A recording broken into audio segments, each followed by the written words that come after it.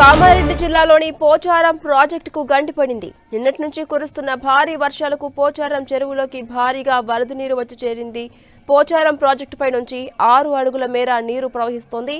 Project పూర్తి సామర్థ్యం 75,000 క్యూసెక్కులు కాగా ప్రస్తుతం 1.5 లక్షల వరద వస్తుండటంతో ఈ ప్రమాదం చోటు చేసుకుంది. డ్యాంపై నుంచి నీరు ప్రవహించడంతో పక్కనే ఉన్నటువంటి మట్టి కొట్టుకుపోయి గండి పడినట్టుగా తెలుస్తోంది. ఆ విజువల్స్ కూడా మనం చూస్తూ ఉన్నాం. దీంతో ప్రాజెక్టు దిగువన ఉన్న 14 గ్రామాలు డేంజర్ జోన్లో పడ్డాయి. ప్రజలు తీవ్ర భయాందోళనకు గురవుతున్నారు.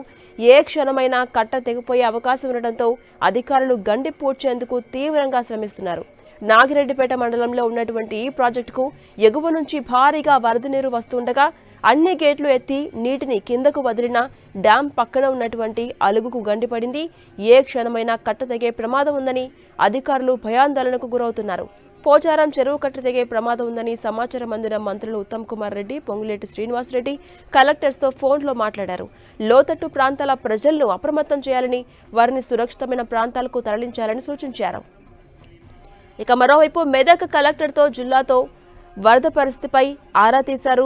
అధికారులు ఎప్పటికప్పుడు పరిస్థితిని తెలియజేయాలని, జిల్లా యంత్రాంగం అప్రమత్తంగా ఉండాలని సూచించారు.